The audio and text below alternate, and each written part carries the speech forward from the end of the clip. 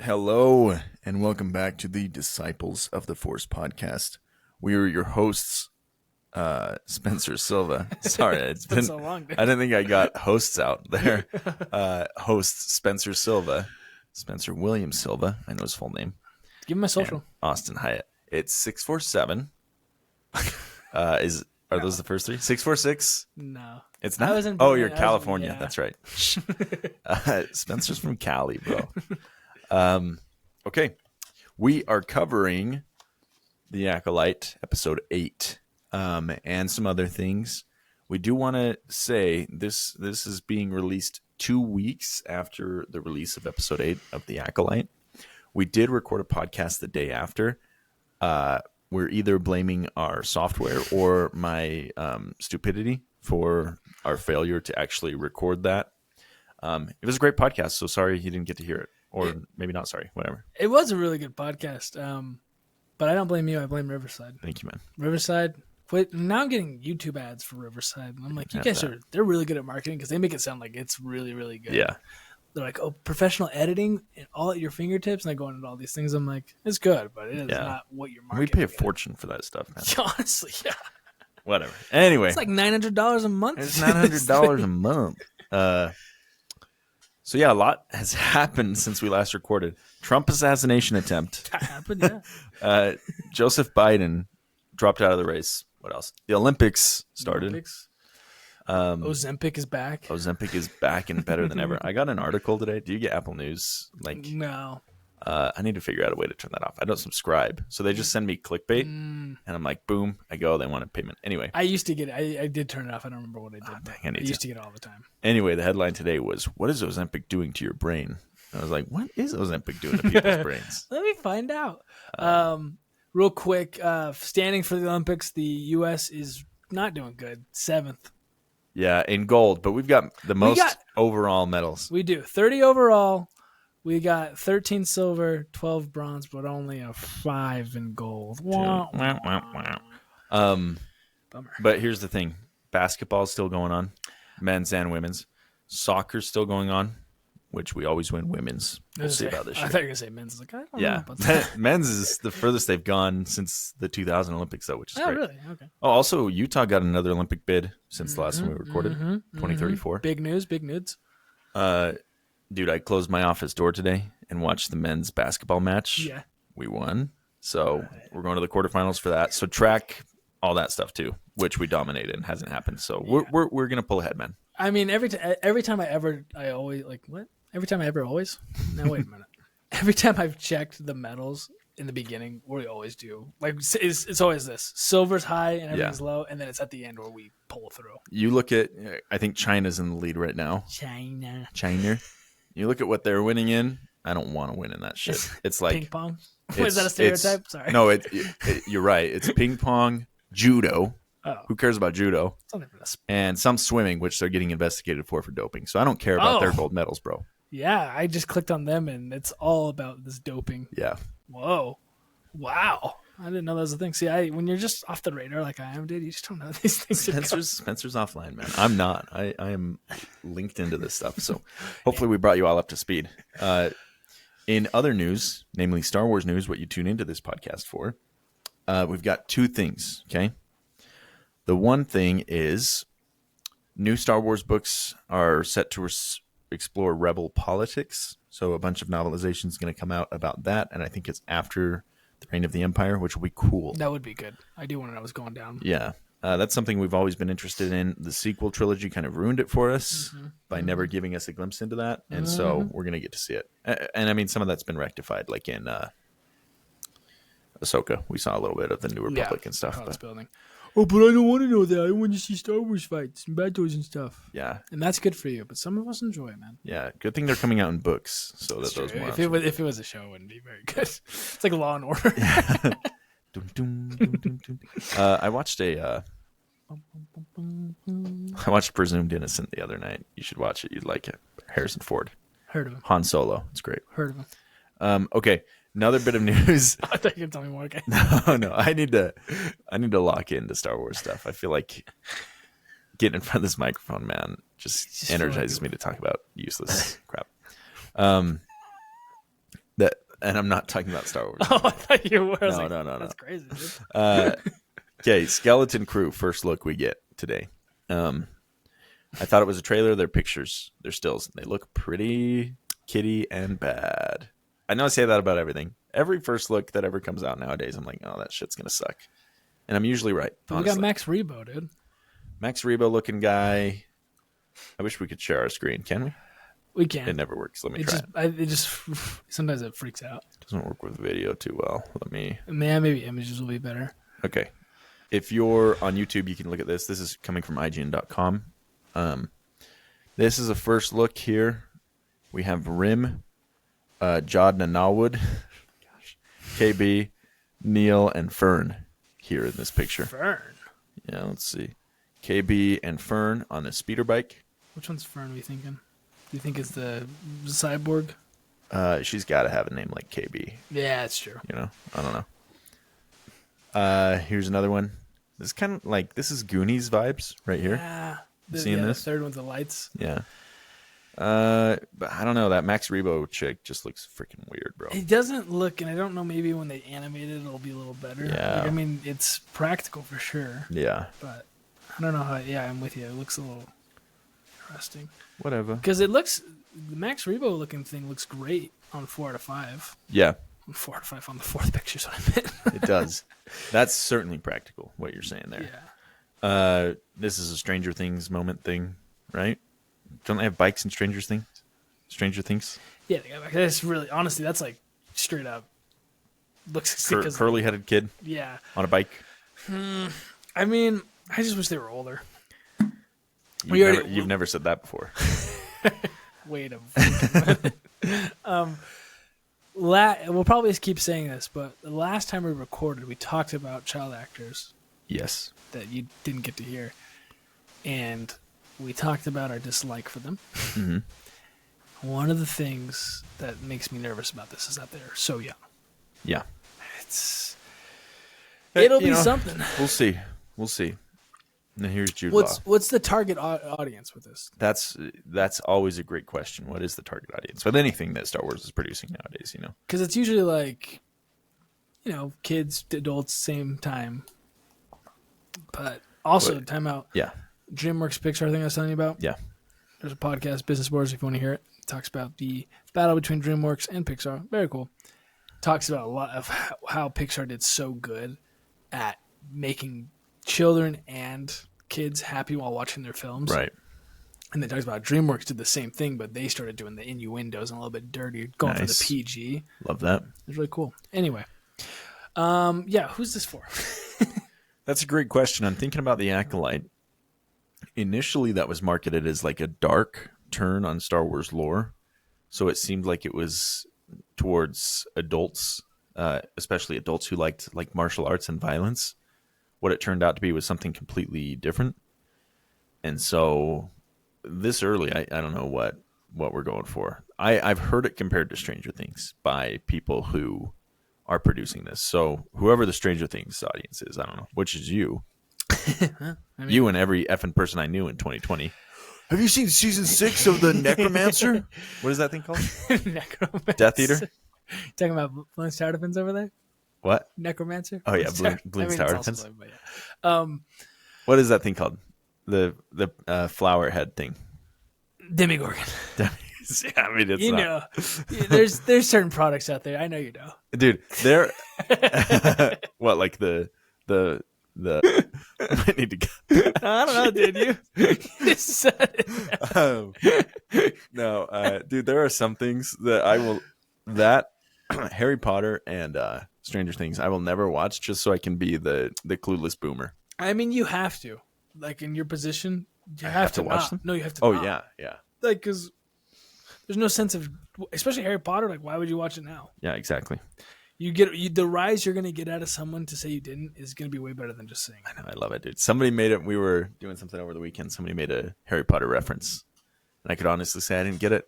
And I love that, man. Because people are like, "What do you mean? You've seen him? You don't have any idea?" You're like, there was a Bad Friends episode where Santino was doing that, and Bobby's getting pissed. It's like, I don't know what that is. You don't know who Voldemort is? Like, I have no idea what that is. Dude, I love that. Yeah. No, I agree with you. I wouldn't. Because, and Stranger Things too. I mean, even if they put out this next season, it's got to be a drop. Like, I don't even think I'll watch it. Now, my like Really? like I was watching everything, and it's been like feels like it's been like 3 years since they did it.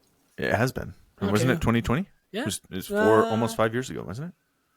No, it was a little bit after because I was dating Ellie, or at least knew Ellie. Hell yeah.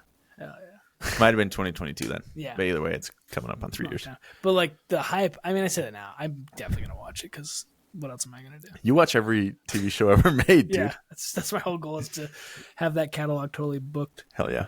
All right, hold on. Let's see. Hold on. I think The Skeleton Crew is Disney's first show to remember who George Lucas made Star Wars for. Whoa. Yeah. George Lucas made Star Wars for children. Whoa. Okay. Yeah. Time for a family Christmas show. So looks like they're targeting families and children.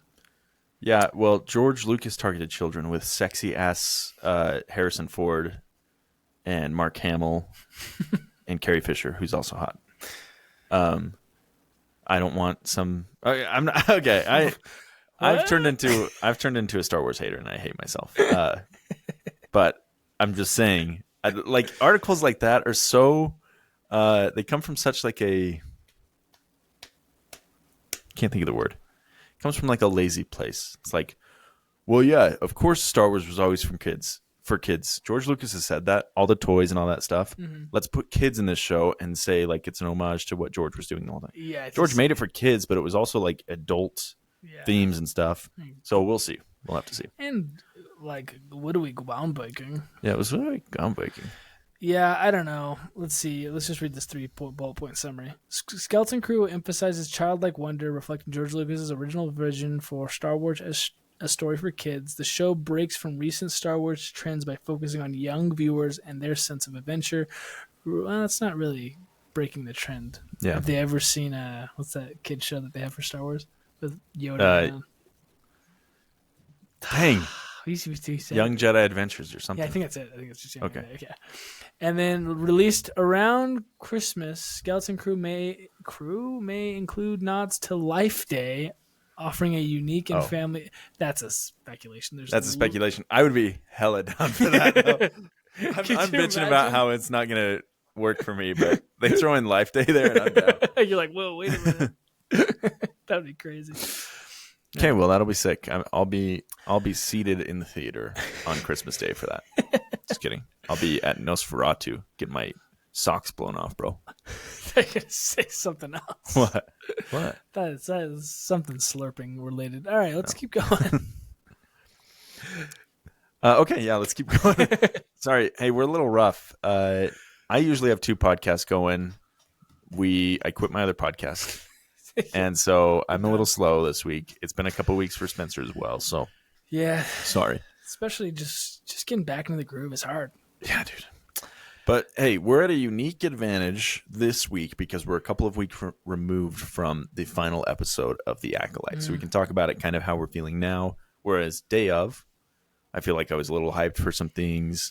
I was kind of really upset about some things. And so now hopefully feelings are leveled out. We'll see.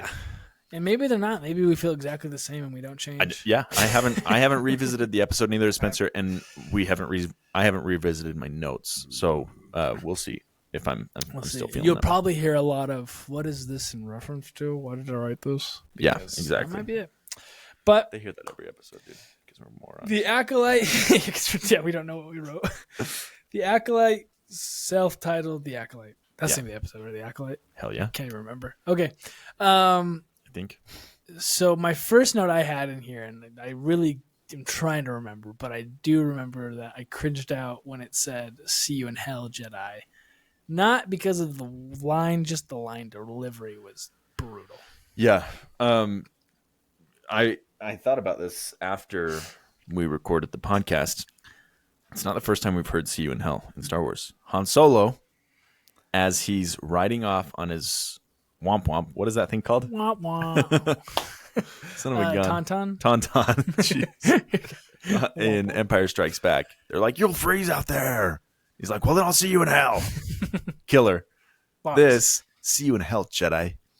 It's not because it was a woman delivering the line. It was just a poor delivery, kind of cringe. Seemed really out of place. Yeah. Because it's not like he was dying in that moment, Yeah. or anybody was under threat of death there. It was weird. It really was. Yeah, it wasn't. The line wasn't fit for the scene, the vibe that was happening. Yeah, exactly. I was like, he's not gonna die. Whatever. And plus, yeah, whatever. All right. Yeah. I really liked the ship sequence, though. I've always said this: the ships look good in Star Wars. There were also some familiar things, like the targeting system that. Dang, I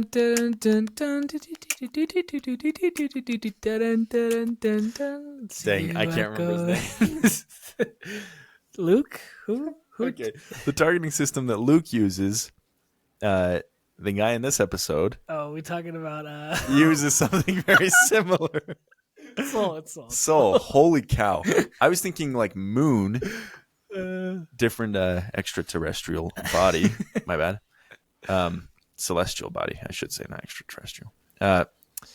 Yeah, so Soul, the targeting system that Soul uses looks like Luke's and or Vader's in A New Hope. So there was some familiarity there. Did we talk about this last time, about what's Basil doing? Yeah, I don't know. He just ripping out the wires. I don't understand the reason why. Like, it didn't make any sense. Yeah.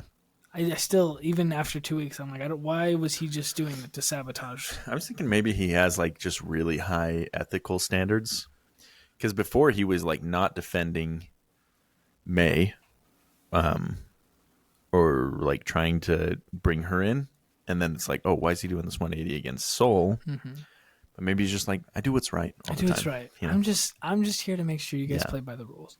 Maybe. So that was I felt like it was out of not out of character, just weird. Yeah. I was like, what? Whatever. Let's see. I did like. So I'm gonna fast forward to when we talked with the senator talking to. Yeah. Venestra. Yeah. Venestra. I really liked how he calls out the Jedi and said, "You're an unchecked power posed as a religion," and I think it's a really cool way to hate the Jedi like that. Like saying like, you guys are acting like you're all high and mighty. You're not. You're running free. You're not under anyone's jurisdiction, and you're kind of controlling the galaxy. You need to be brought in. Yeah. Which is like, that would make sense if I was living in that time period and I'm like, yo, how come these Jedi can do whatever they want? And they say, oh, the way we use the Force is correct. Anyone else is wrong. We got to kill them, take them out. And they get to do it, and then no one questions what they do. If they go kill a whole cult of witches, there's no repercussions. They're not going to be sent to the Senate to talk about why they did it. It's just like, oh, that happened. Yeah. So it's like, I get that start of hate for the Jedi. Of like, you can't just do whatever you want and have no consequence just because you're Jedi. I totally agree. I thought that scene kind of worked for me. I think the actor in it is pretty good. I think some of the dialogue there is a little heavy-handed, a bit like too on the nose for me. Yeah. But other than that, I really like what you're saying about, because we complained early in the series, it was either episode 1 or episode 2, where Venestra gives that exposition about like, our enemies in the Senate will have a heyday with this if it gets out, you know. This was a nice opposition to that bad line reading, where we see like where this will actually matter, and that these conversations exist within the Jedi Temple where the Senate is trying to hold them accountable. So I like that. I like that whole vibe there. Yeah. So I thought it was really good. Finally got to see what she was friggin' talking about. Yeah. Next note I have is stupid, but both Osha and Manny Jacinto's character, the stranger, what's his name? Chimere. Yeah, Chimere. They're looking hot on the dock here. And then we see something. Do you have this note? the big reveal. I don't know what. Big reveal. We see Darth Plagueis, the Wise. What? His he was live in this episode? He was, if you can believe it. His Huh? live action debut. Really exciting stuff. Really cool. And I really haven't watched any of the recap videos or like people's opinion on this, so I don't know how it's been felt at large. I thought it was a cool reveal. Thought it was cool. He didn't talk. Thought it was cool. We didn't see anything. He's just in the shadows, orchestrating this thing, or at the very least observing what's going on, which I think is really cool, because the whole time Chimera's been alluding to somebody controlling him, right? Somebody being his master, yada yada. So I thought that was really well done, because it leaves, like, if they don't want to, if there is going to be a season 2 of the Acolyte, they can explore it. If there's not, they left it at the perfect place where we're like, okay, we know during this time and in this story, Darth Plagueis is at work, and that's good enough for me. I love that. So it really plays better into the whole story of the Star Wars saga of like, okay, we see May and Osha were an attempt at Anakin. You know what I mean? And it just split the person, the good and evil. Finally, when it comes to Anakin, so it's showing that Darth Plagueis is at least attempting or just working around that. And maybe that's why he wants May, because maybe he didn't have any power over that, and he wants to know how May was created so he can use it. I think it plays really well into the grand scheme of things. That's a great point. I would love several series or just stories and books or whatever during this time period, seeing where Plagueis is at work, and something as small as that, where we see him for a second and a half, whatever, but we see kind of the ripple effect of all of his actions. I love that kind of stuff. So if we get more of that, without ruining his character, I'm down for that all day. So it'd be sweet. Yeah, I thought it was really cool, and I think they did it in a perfect way. The special effects looked super good. Yeah, he looked pretty scary. The little hand movement coming over, I thought was a great reveal. Stuff. They did great. Backtracking just a little bit, because I do want to. We talked about this in our unreleased episode. Patreon subscribers can get that episode. Yeah, if you're subscribed to Spencer's Patreon, half of it. You can hear just my voice, and you can guess what Austin's saying. No, we talked about when that senator's talking to Vanestra, he says, or he says, "Oh, how you guys say, may the force be with you." Oh yes. And the line I didn't like, wasn't like, "Oh, that's good." I was like, it's fine. And then we talked about how if this was in a series like Andor, and you had someone that was in the Empire delivering that line of like imagine Tarkin saying like, or how do you say, or how you guys say, may the force be with you, like making fun of it like it's a failed religion as they look at it during the times of the Empire, it would hold a lot more weight. Yeah, that's hitting. Yeah. And so with here, where we don't really have any backstory of this guy, we know he doesn't like the Jedi. It just felt flat. Yeah, just a little weird. So yeah. Anyway. My next thing is during some of the fighting that ensues after Sol comes back to whatever planet that is. Not Bracca. Brendok. Brendok. Do you have any notes before that? Nope. Okay. We talked about the goodness. We talked about the goodness monster. Yes, we talked about the slow motion in this, which just sucked, man. Like, honestly, now that I've had weeks to look at it, it's great. Okay, great. Yeah, let's hear it. Jeez, it's so bad. Yeah, I don't know, man. Like, that's the thing, is the choreography has been quite good in this show. I think I talked about it last time we recorded. That's now lost to all time. But I saw this thing that the stunt coordinators who worked on the hallway sequence in Rogue One, where Vader's just going ape crazy, they are also working on Andor. And so you see a lot of those shades when a few episodes ago, when we see the brutality of Kamir's fighting style and him just like tearing through Jedi. That's awesome. And that's what people loved. That like woke people up to enjoying the series. And I know you can't change it week by week, but I don't get how you go from designing or choreographing fights like that and being like, this is going to click with people. And then for the climax episode, you go, let's take the speed and intensity that people are loving and slow it down completely. I'm like, okay, whatever. I just think it sucks. Yeah. Because we talked about how it was an homage to Kung Fu movies, and that's kind of like the whole reason, but I just don't think it fits in the story. Like, you can pay homages, but make that, like you're saying, in the beginning, which they kind of did when May was attacking the first Indira. Indara, maybe. One of the two, Indara. It's been several weeks, guys. They're new characters. Get off my back. And not super memorable characters, so give us some grace, brother. You remembered Brindog, okay?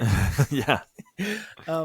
But yeah, we like you're saying, in the beginning, fine, But the climax episode, because going back to that, when they started fighting Khmer and Soul, in the very beginning, they're going through the hallway, they're slashing. I'm like, dude, this is awesome. I'm excited for it. And then they jump out that window to the slow-mo, took me out of it 100%. Yeah, completely. I was like, I don't like slow-mo. You and I talked about this. We don't know a single person who's like, give me slow-mo in a movie. Absolutely. It's like 3D, dude. For years there, they were trying to push 3D on us. And it's like, that doesn't add anything to anything. Mm-hmm. Slow-mo is much the same for me, where I'm 100%. just like, take it out. You're putting this in, and it does not add anything for me. I can't think of a single instance where I've enjoyed slow-mo. The only one I can think of is like in a death if someone's like dying. It's the only thing. That's a good one. That's wait. We did talk about Good Will Hunting. Yeah, that's the best slow-mo. Yeah, that's the best slow-mo. And guess what? They did it without actually slow-mo. Yeah. So I mean, if you think about it, that's not really it's slow-mo. Still better. I mean, slow-mo still sucks then. Yeah, that's facts. Best slow-mo actually is 2022's The Flash, where the Flash has to save these falling babies, and he puts one in a microwave and some other things. It's great. No, also these aren't true slow-mo. Never mind. These are just speedsters. Never mind. I was gonna make reference to Over the Hedge because we were talking about trains. That was sick. When the squirrel drinks the Mountain Dew or whatever. Yeah. That's badass. That's sick. Because the other thing, my wife's calling me. I'm gonna go ahead and ignore that. I'll be in trouble. Come on, dude. She knew I was recording. I told her whatever. Lost my train of thought. Shouts out, Ellie. Thank you. Squirrel. Slow-mo. Yeah. I was talking about DreamWorks and then Over the Hedge, slow-mo. That's where we're a little bit back. You talked about 3D. Pixar. I'm going to talk about Pixar and DreamWorks again. Heck yeah. They talk about why DreamWorks was pushing for it. It's really cool. And it failed, of course. But yeah. Anyway, back to this. Yeah, I just like, when I think of Dan Schneider, all I think of is slow-mo and bad and not good. And so when I think of slow-mo now, I just think of bad and not good. I didn't Dan Schneider. I meant Zack Schneider. Zack Snyder, yeah. Yeah. I think Dan Schneider is the Nickelodeon guy who likes feet. What's the difference? Am I right? No, Zack Snyder's Justice League is 4 hours long and 2 hours of it is slow-mo. Stop. No one if it was good, it'd be in every movie, but it's not. I don't know. I'm going to be racking my brain for what are good instances of slow-mo. I mean, I said this last time, but I don't have any proof of it. In my mind, I see a scene of someone getting shot and slowly like, bah, bah, and someone screaming. I don't even think that's in a movie now that I think about it. I mean, even that's like hardly ever done in slow-mo because the squibs would look terrible in slow-mo. The little blood explodey thingies, Yeah, so anyway, it's bad. It ruined, took me out of it. Would have been a great fight scene. I was excited for it. It just, like you're saying, really bad way to end the climax. Yeah. So anyway, continue. I have a note here that says kind of like Luke throwing the saber and rejecting Palps. I think this is in reference to May when she has the opportunity to kill Soul. Must be Soul. Yeah, she's gonna kill Soul. She's gonna kill Soul. Yeah. And she says no, whatever. Tosses the lightsaber aside, and I'm like, that works for me, man. That's great. But yeah, we talked about it too, that it did feel her character development was weird, where she was like, that she's kill all the Jedi and never mind, I want him to stand trial. But when we had talked about it, you made a good point. I do remember this, that it wasn't maybe that she wanted him to stand trial because that's the right thing to do. It was more of like, that is worse for you to go to prison than to die. Yeah, so she wanted to hold him accountable that way. Yeah, and I was like, okay, that I'm fine with that. Her wanting him to suffer his whole life and then die. I'm like, okay. Fine. Yeah, if it's more of like a self-serving, because if that's her character arc, that she's just self-serving and she's doing things for her benefit, I think that's pretty consistent across the season. Mm-hmm. If it's not, and she has like a misguided moral compass, I don't really like that as much. I don't like it we also, I think, talked about how, in retrospect, if May and Osha would have been one character, they could have done a lot more interesting things with an arc like that. Yeah. So that's just another disappointment, but whatever. Yeah. There's things that they dropped the ball on. Yeah. There's one thing that you said just barely that reminded me. I do have on my notes is the punch. Do you remember the punch Oh where my he gosh. jumps across? Yeah, so stupid. So Dude. bad. Anyway, well, the next thing I have here is about the Kyber crystal. Okay, I have one thing before that. Go ahead. The best acting of the series from Amanda Stenberg, who plays Mayanosia, is when she learns that her mom was killed by Soul. She like comes out of the cave or the doorway, and she's like, "What?" And she's all emotional. That really worked for me. Yeah. Everything else surrounding it, not so much. Yeah. Kyber crystal. Let's hear your thoughts. Yeah. So we this part was really good that we talked about. I did like it. I remember I was gonna cut it and make a video. So now we're gonna do it here. We're gonna just act. Remember everything we said. Go. Anyway, I enjoyed seeing the Kyber crystal like that when it was cut and open and you see it. You're like, whoa, that's cool. And it looked really nice. It looked really good. The beef I remember you and I both had was the turning of the crystal. Not that you can't. We know Kyber crystals bleed, and that's how they become red. We get that. We know that. I just didn't like the fact that she was just like it was like a passive thing happening. It wasn't her focusing all of her energy to make the Kyber crystal bleed. It was just her anger that did it from having an exposed Kyber crystal, which is going back to the Vader comics. Doesn't feel like it fits the line because we look at Vader when he's doing it. He's fully concentrated. He has one last push to come to the light side. He rejects it, goes all in, and makes the Kyber crystal bleed. Very powerful, and he's got to put all of his focus on it. And now you have Osha who is just holding it, and it just starts to happen because she's mad. Don't like it at all. Really don't like it. Yeah, going back to your Vader comment, if that's how it works for him, I get that he's the chosen one or whatever, or maybe Luke is. I don't know. That's still up for debate. Let us know in the comments below. It's Leia. What's up? I get that there might be a stronger push from the light for him to stay, but still, the fact that it's just like a passive thing. Yes. Oh, I happen to be touching an exposed Kyber crystal, and I'm angry right now. It's going to turn red. I think that's really, really dumb. Super bad. I saw some comments on Reddit the day of, and they were like, well, if it's that easy, why didn't Anakin's lightsaber turn red when he was killing children in the temple? Or Darth Vader's at that point during Operation Nightfall. And I'm a little opposed to that because I'm like, let's just leave that off the table completely. Because if a lightsaber turns red every time a Jedi like falls to the dark side or gets angry, it's like, what's the point? You know, and that's way too outlandish for me. That doesn't work within the reality built up by the universe. And that's what we're really complaining about is like, I don't know. I feel like I try not to complain about established lore being changed, even though I do it all the time. I try not to. This really bothers me. I'm like, it just doesn't work for me at all. Well, because it's also there's a lot of people that is their first interaction. What am I trying to say? First exposure to it? I think exposure is a good word. To seeing the Kyber crystal bleed. Yeah. And so when it's done this way, I think it makes sense for a lot of people to be like, okay, so then why doesn't it just so basically if it's exposed it can go red and why and I see those theories of like why isn't it when Darth Vader goes to kill the children?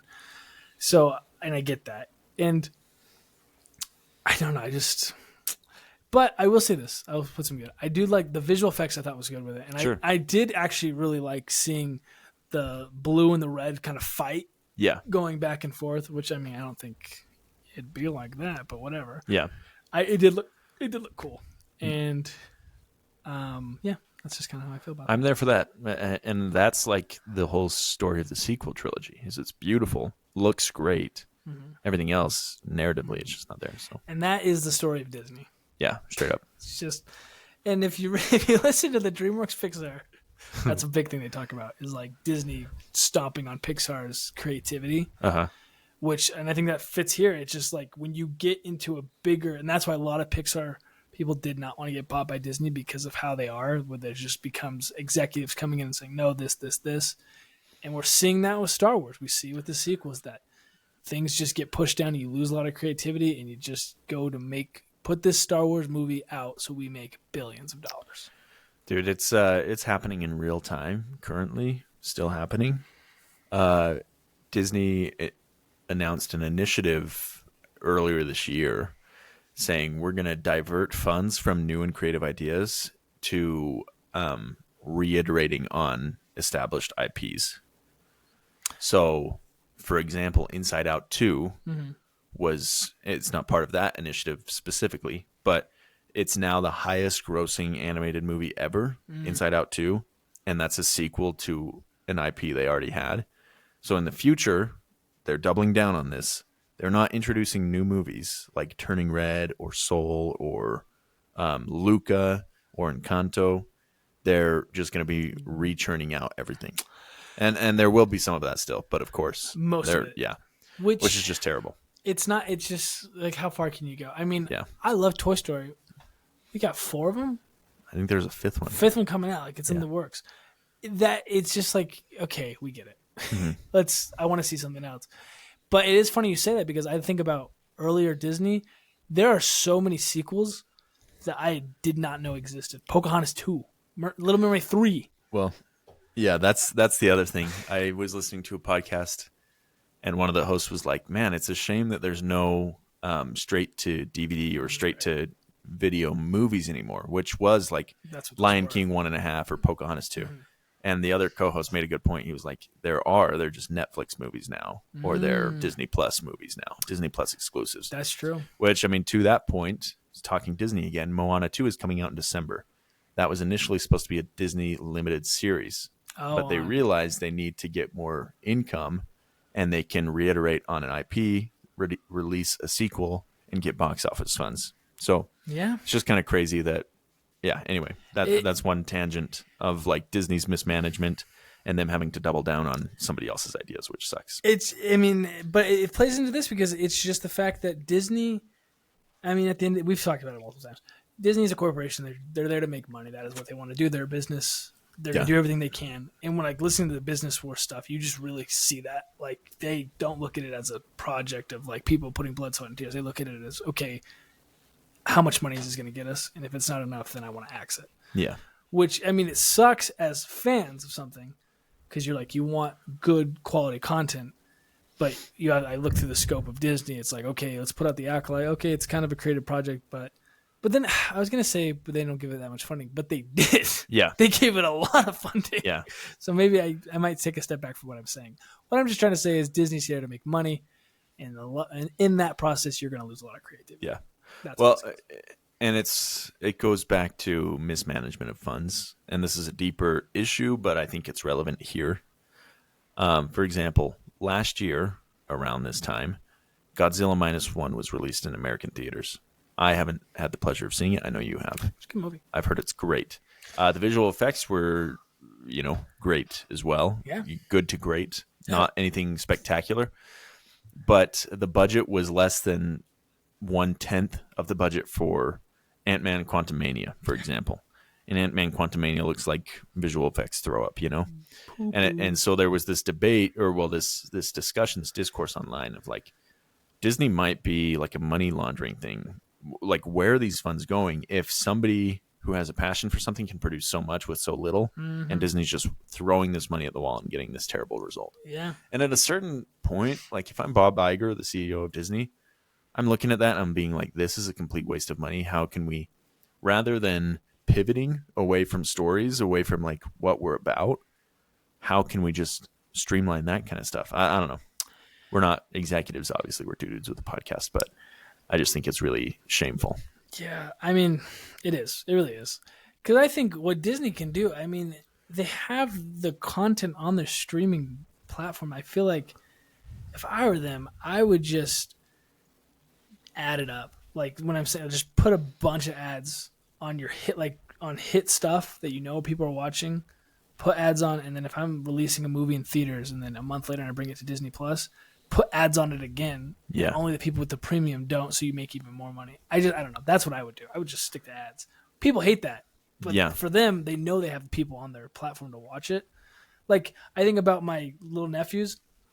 I don't care. Just put it on in the commercial. It could be a toy commercial. I don't care. Like, think of how many toys are going to want to be. Well, that's how we grew up, dude. Yeah, exactly. So anyway, it's just not a good place for creativity, unfortunately. Yeah.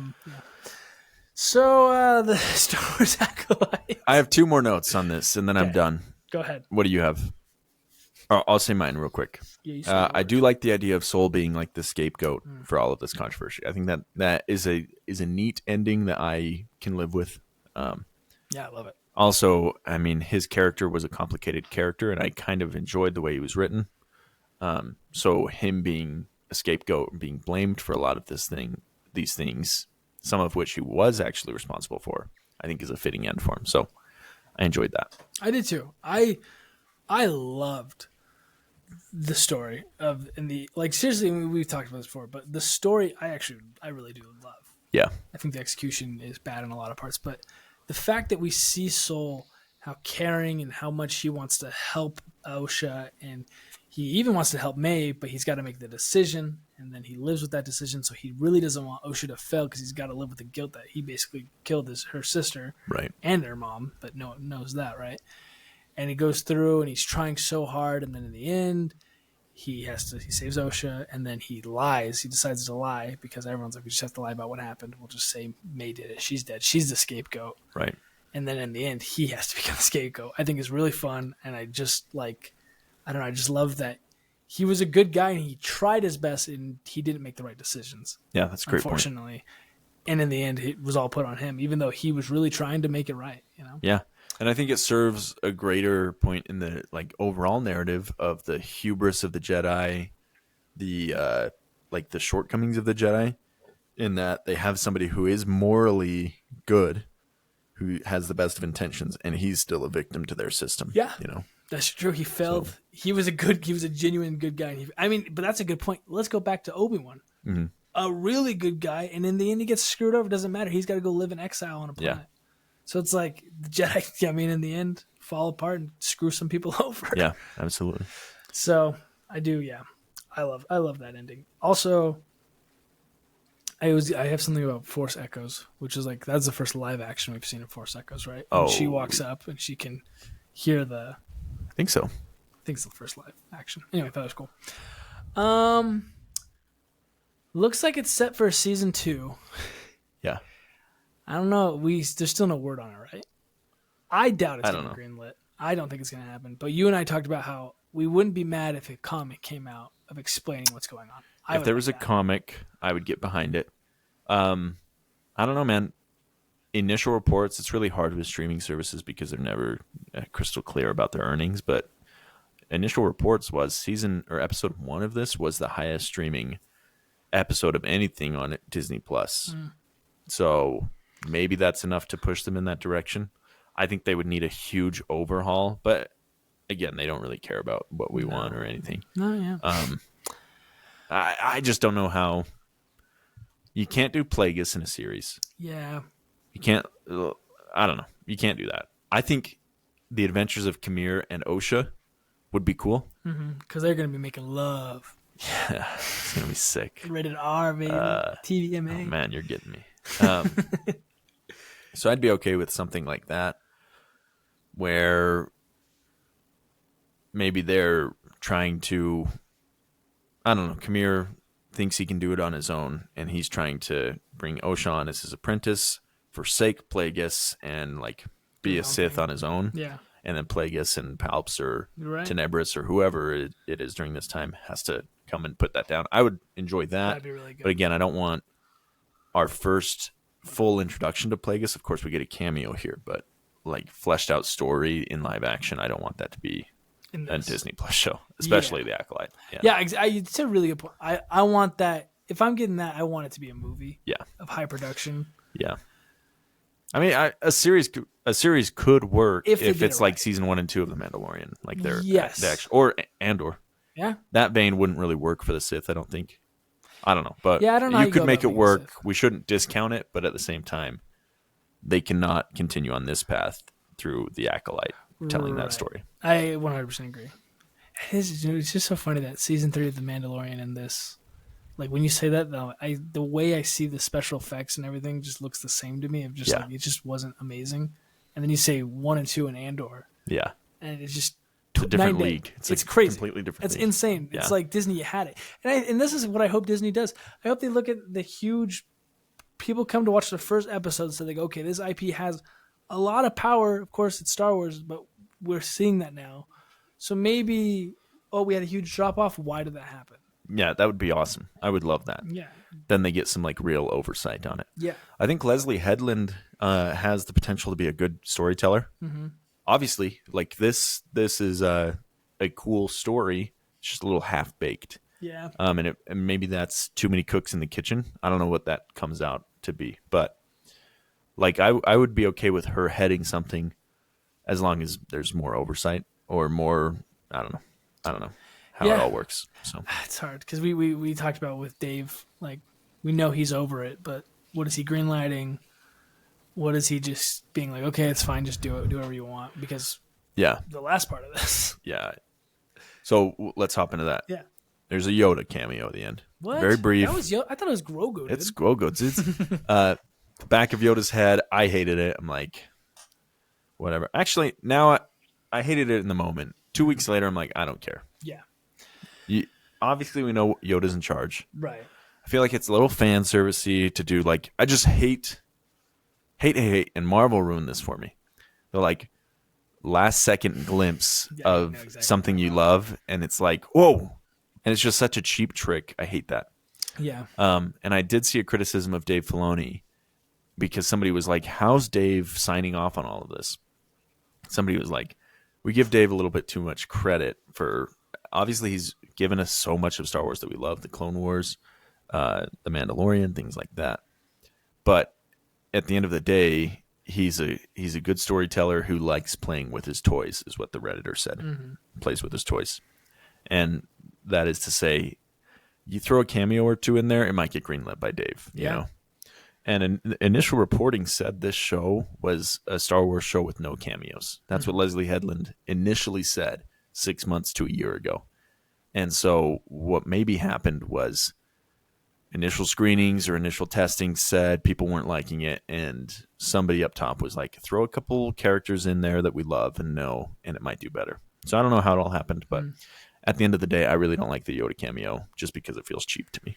But well, and I do remember when we recorded on the Forbidden podcast. Yeah, you made a really good point, though. You said it makes sense that Dave Filoni does this and gives a lot of these writers and directors a lot of free will to do what they want, to put these cameos in or do something weird and different like slow-mo, because George Lucas was notorious for just saying, no, you can't do that.